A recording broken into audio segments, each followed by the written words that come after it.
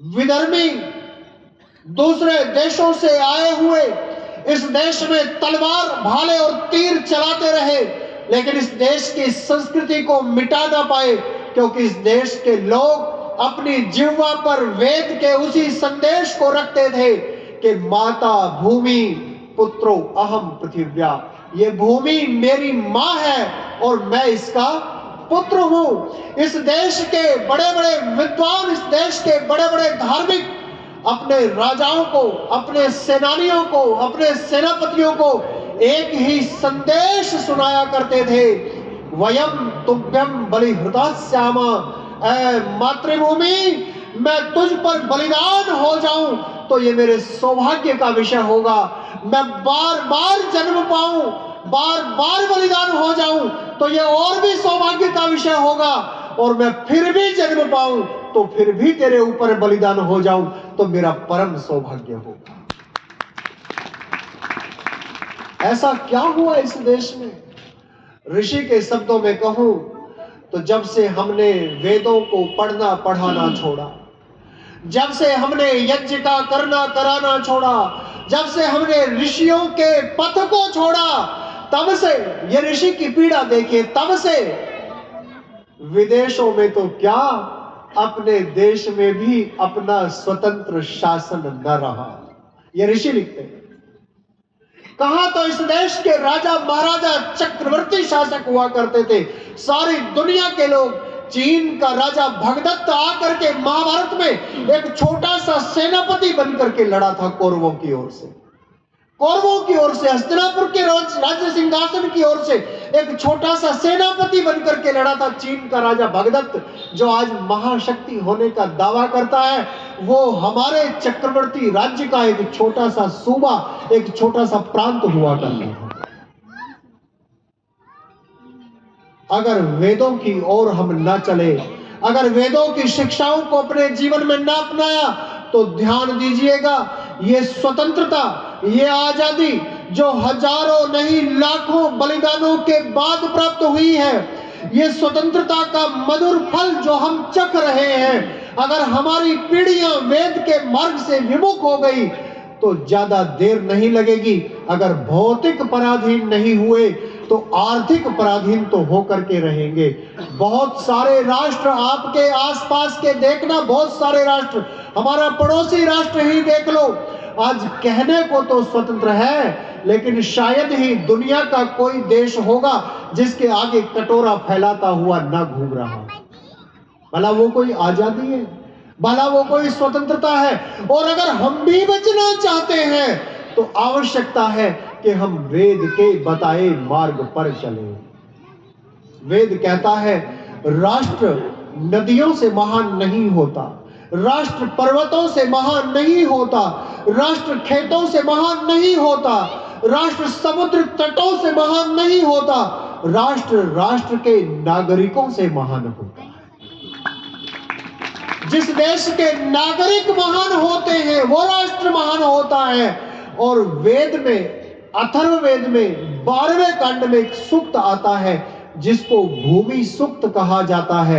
उसमें 63 या 64 मंत्र हैं और सारे के सारे मंत्र, एक एक मंत्र ऐसा भरा हुआ है राष्ट्रभक्ति के भावों से। उन्हीं में से एक छोटा सा मंत्र मैंने लिया है। मंत्र कहता है, भद्रम इच्छन्त ऋषयः स्वर्विदः तपो दीक्षाम उपनिषेदुरग्रे ततो राष्ट्रम बलभोजश्च जातः तदस्मै देवा अभिसन्नवन्ति। ऐ राष्ट्र के लोगों, यदि चाहते हो कि दुनिया के सब लोग आपके सामने झुककर प्रणाम करें, भाई आज तो कुर्सियां सारी भर गई, थोड़ा थोड़ा आगे हो जाओ, आज तो जगह नहीं, लोग ढूंढ रहे हैं।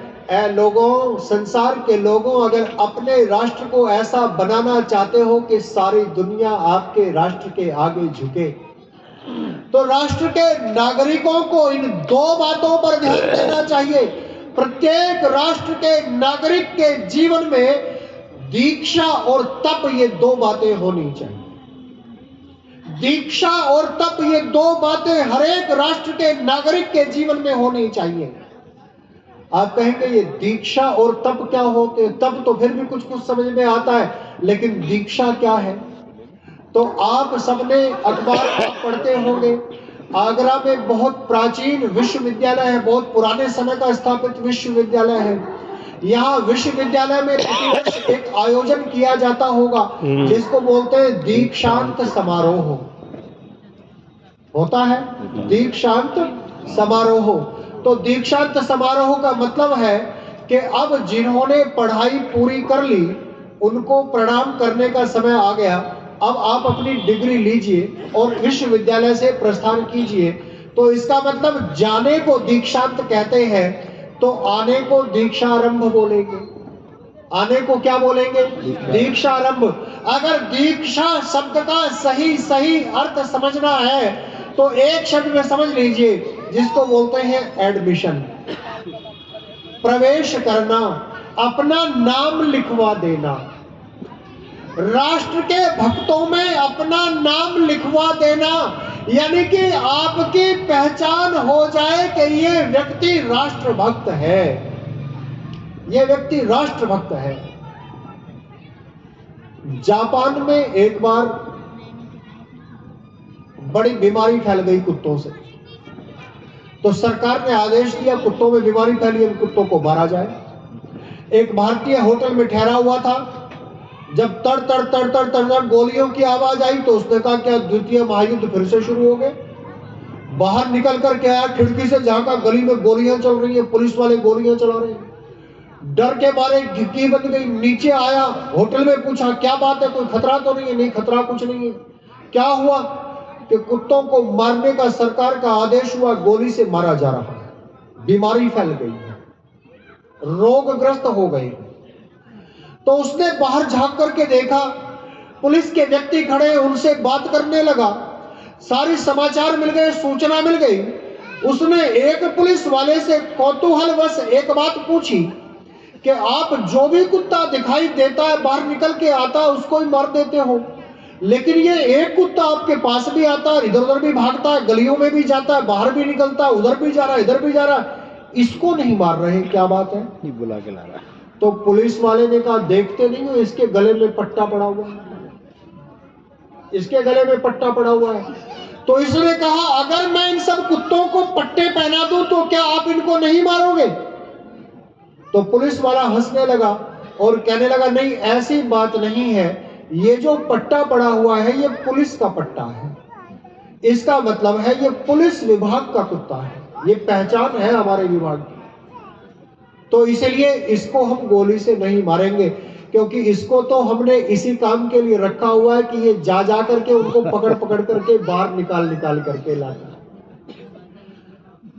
तो मेरी समझ में आ गया कि जिसके गले में पट्टा पड़ा हुआ है इसका मतलब वो है दीक्षित, वो है दीक्षित। और जिसने अभी अपने गले में पट्टा नहीं पहना है वो है अदीक्षित, वो दीक्षित नहीं है। जिस राष्ट्र के नागरिक अपने राष्ट्र के प्रेम में दीक्षित नहीं होते वो राष्ट्र कमजोर हो जाता है। जिस राष्ट्र के नागरिक अपने राष्ट्र के प्रेम में दीक्षित होते हैं वो राष्ट्र बलवान बनता है। आप कहेंगे ऐसी कौन सी पहचान है जिससे पता लगे कि हम राष्ट्र के प्रेम में दीक्षित हैं या नहीं है? तो सुनो भद्र पुरुषों, राष्ट्र की भाषा, राष्ट्र की वेशभूषा, राष्ट्र की भेषज, राष्ट्र के जो जो संस्कृति में दिए हुए तत्व हैं उनको यदि कोई अपने जीवन में अपनाता है तो समझो वो राष्ट्र भक्ति की दीक्षा में दीक्षित हो गया है। आज जो पश्चिमी सभ्यता की आंधी चली आ रही है, और ये आज शुरू नहीं हुआ, आज से 40-50 साल पहले प्रारंभ हो गया था, जब हमारे लोगों ने अपनी वेशभूषा को छोड़ करके पश्चिमी वेशभूषा को अपनाना प्रारंभ किया। उस समय लोगों को इसका कोई खतरा दिखाई नहीं पड़ा, लेकिन अब एक पीढ़ी के बाद ये खतरा दिखाई पड़ रहा है, जब पश्चिमी वेशभूषा को पहनने वाले लोगों के विचार भी पश्चिमी सभ्यता से प्रेरित प्रतीत होने लगे हैं। इसलिए राष्ट्र के लोगों अपने राष्ट्रीय वेशभूषा का पालन करो। कौन कहता है कि धोती कुर्ते में सम्मान नहीं मिलता? कौन कहता है कि कुर्ते पजामे में सम्मान नहीं मिलता? कौन कहता है कि सम्मान पाने के लिए जींस पहनना जरूरी है? अरे आज प्रातःकाल जिन महापुरुष की चर्चा हो रही थी, स्वामी रामतीर्थ, जब उनसे पूछा गया अमेरिका में कि आप सभ्य लोगों की तरह क्यों नहीं रहते, तो उन्होंने उत्तर दिया कि आपके देश में सभ्यता का निर्धारण दर्जी की दुकान पर होता है, लेकिन मेरे देश में सभ्यता का निर्धारण चरित्र से होता है।